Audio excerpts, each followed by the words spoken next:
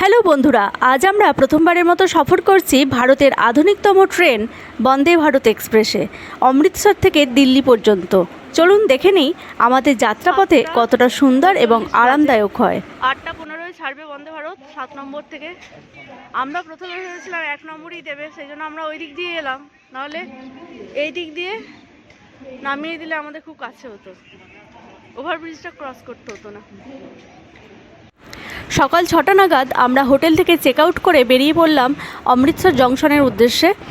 এখন রাস্তাঘাট একটু শুনশান, তবে এদিকে দেখলাম একটু সকাল হয় দেরিতে, মানে ওই 9টা সাড়ে 9টা থেকে মানুষজন ভিড়ভাট্টা হয়। কথা বলতে বলতে চলে এলাম অমৃতসর জংশনে। আমাদের ট্রেন আছে 8:15-তে। ফোনে দেখলাম যে দেখাচ্ছে বন্দে ভারত 1 নম্বরে দিয়েছে, কিন্তু এখানে এসে অ্যানাউন্স করছে 7 নম্বরে। এবার যেতে হবে 7 নম্বর। ওই যে বন্দে ভারত দাঁড়িয়ে আছে 7 নম্বরে, এই যে বন্দে ভারত দাঁড়িয়ে আছে। আমরা এখন চাপবো বলে ওয়েট করছি। তার আগে একটু সেলফি নেওয়া যাক, প্রথমবার চাপছি বলে কথা। ফোনের অ্যাপের ভরসা করবেন না, এসব ভুলভাল দেয়। আমাদের প্রথম দেখা ছিল 1 নম্বরে, কিন্তু দিয়েছে 7 নম্বরে।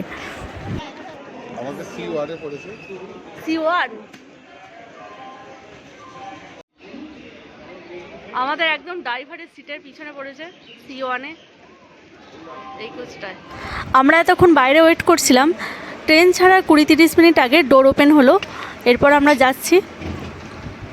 আর এই যে দরজায় সেন্সর লাগানো আছে, দরজার সামনে যেতেই এমনিই দরজা খুলে যাচ্ছে। একদিকে রয়েছে 2টো করে সিট আর একদিকে আছে 3টে করে সিট। আমাদের মিডিলেরটায় পড়েছে। আর ভেতরটা দেখুন ফ্লাইটের মতো, উপরে ছোট ছোট লাগেজ রাখার জায়গা আছে, আর বাইরেও আছে বড় বড় পেশ, ওখানেও বড় লাগেজগুলো ধরে যাবে। ট্রেন নম্বর হচ্ছে 22488 অমৃতসর টু দিল্লি। সপ্তাহে 6 দিন চলে, শুক্রবার বাদ দিয়ে। এই যে প্রত্যেকটা সিটের নিচেই রয়েছে চার্জিং পয়েন্ট, এখানে মোবাইল, ল্যাপটপ সব কিছুই চার্জ করা যাবে। আর এই যে সিটের পিছনেই রয়েছে পুশব্যাক, সিটটাকে এগিয়ে আনার জন্য বা পিছিয়ে যাওয়ার জন্য।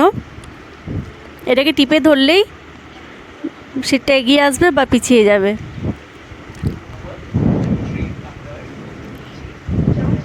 আর উপরে রয়েছে লাইটের সুইচ।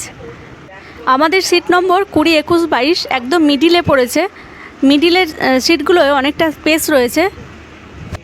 এক্সিকিউটিভ চেয়ার কারের ভাড়া পড়বে 2375 টাকা, আর এসি চেয়ার কারের ভাড়া পড়বে 1340 টাকা। এই যে ট্রেনে ওঠার পরেই আমাদের মর্নিং টি দিয়ে গেছে, মশলা চাই আর হচ্ছে বিস্কিট, গরম জল সাথে।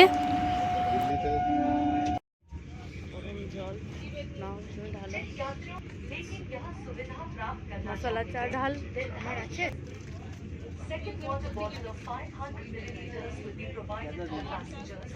তবে আমার এই মশলা টিটা ভালো লাগেনি, তার থেকে নর্মাল টি ব্যাগ দিলে খুব ভালো হতো। টেস্টটা যেন অন্যরকম টাইপের, ভালো নয়। এই যে গুঁড়োটা খান।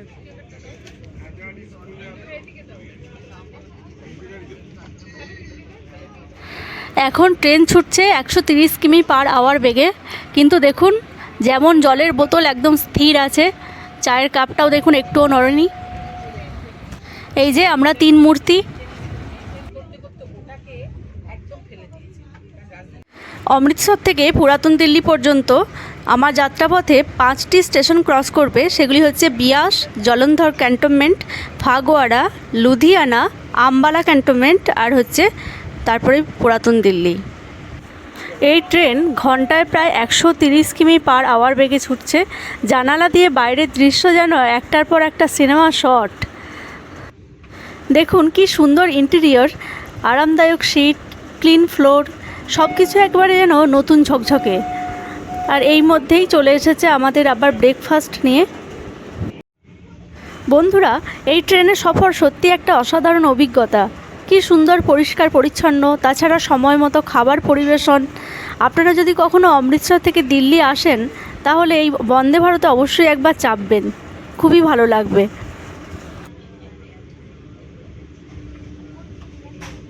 চলুন এবার দেখাই ব্রেকফাস্টে আমাদের কি দিয়ে গেল। এই যে এখানে রয়েছে সমস্ত কিছু প্যাকেট করা খাবার। এই যে এখানে রয়েছে কাটলেট, এই যে দুটো কাটলেট রয়েছে, এটা আলুর কাটলেট, আমি খেয়েছিলাম তারপরেই আপনাদের বলছি। আর এখানে আছে এই যে লেখাই আছে অমলেট, আর এখানে আছে ব্রাউন ব্রেড, আর একটা দই, টক দই, আর এখানে দিয়েছে টমেটো কেচাপ, আমুলের বাটার আছে একটা, আর একটা মশলা চাই আছে। তবে আমার খাবার খাওয়ার পর আমার এটাই মনে হয়েছে যে অমলেটটা যেটা দিয়েছে সেটা প্লেন অমলেট দিলে খুব ভালো হতো। অমলেটের সাথে মনে হলো কিছু মিশিয়েছে। আর একটা ব্যাপার হলো মশলা চাই, এটার বদলে যদি নর্মাল টি ব্যাগ দেয় তাহলে সেটা খুব ভালো হয়। আমার পার্সোনালি এটা আমার অভিমত। এখন আমাদের ট্রেনটি রয়েছে বিয়াস, বিয়াস ঢুকছে এখন। এই বিয়াস জায়গাটারও একটা ঐতিহাসিক গুরুত্ব আছে, আমি পরে এটা এক্সপ্লোর করব, কারণ এই সময় আমাদের হাতে টাইম কম আছে, ওই জন্য আমাদের বিয়াসে আমরা হল্ট করব না, ডাইরেক্ট দিল্লিতে যাব। পরে একবার এইখানটা অবশ্যই এক্সপ্লোর করব। আর এইদিকে এর অবস্থা দেখুন, স্যান্ডউইচের মতো করে খেতে শুরু করে দিয়েছে।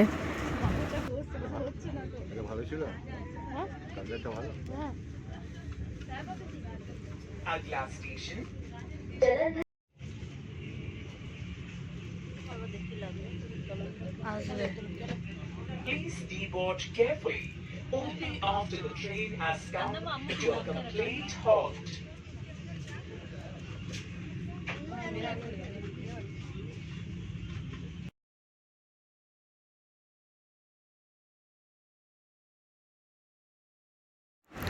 এখন ট্রেন এসে পৌঁছালো জলন্ধর ক্যান্টনমেন্ট। স্টেশন চত্বরগুলো একদম পুরো ফাঁকা ফাঁকা।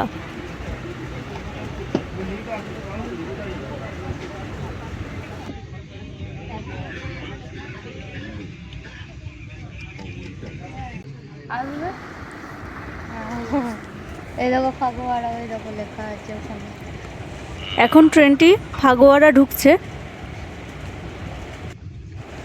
পাঞ্জাবের এই পুরো জমিগুলোই দেখছি আমি, যতটা মানে আমার চোখ যাচ্ছে সবটাই কিন্তু সর্ষে ক্ষেত, চারিদিকেই সর্ষে চাষ হয়েছে।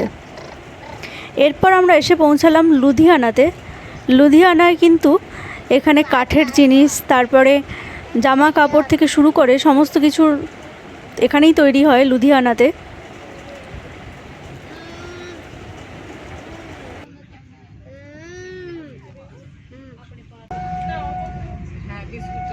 একমাত্র বাইরেটা দেখলেই বোঝা যাচ্ছে যে ট্রেনটা কতটা স্পিডে যাচ্ছে, আর ভেতরে বসে তো কিছুই বোঝা যাচ্ছে না। এই যে 128, 129, 130।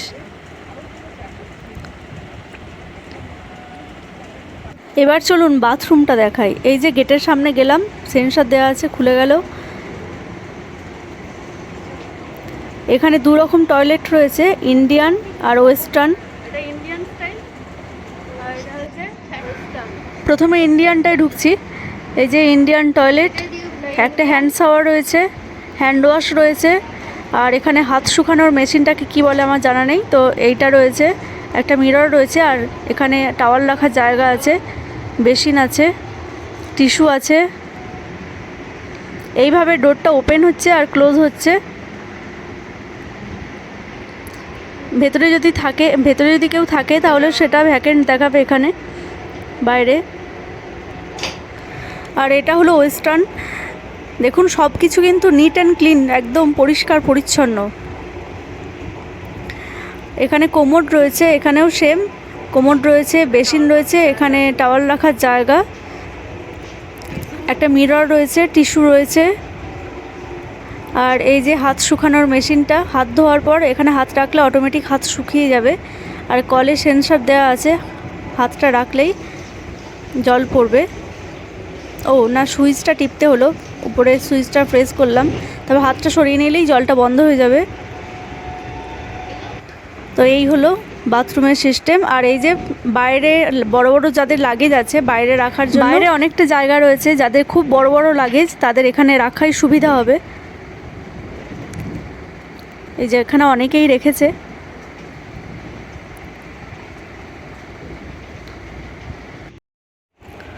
এখন ট্রেন এসে পৌঁছালো আম্বালাতে। আম্বালাতে আসার পর এই যে এখানে লাঞ্চ দিয়ে গেছে। লাঞ্চে কী আছে দেখাই। জিরা রাইস,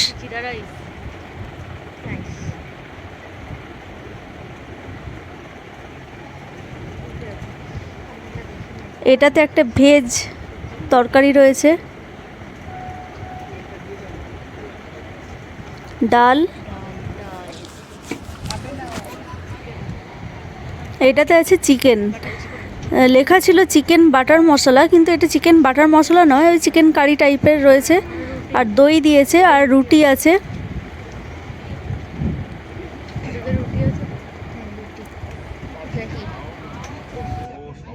লাঞ্চ কমপ্লিট করার পরই দেখলাম ট্রেন ঢুকে গেছে ওল্ড দিল্লি জংশনে। ঘড়ির কাঁটায় তখন 1:50 বাজে, একদম রাইট টাইম ছিল ট্রেন।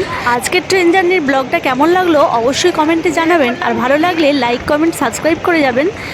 ফিরে আসছি দিল্লি ট্যুর নিয়ে নেক্সট পর্বে। আজকের মতো তাহলে এখানেই শেষ, টাটা।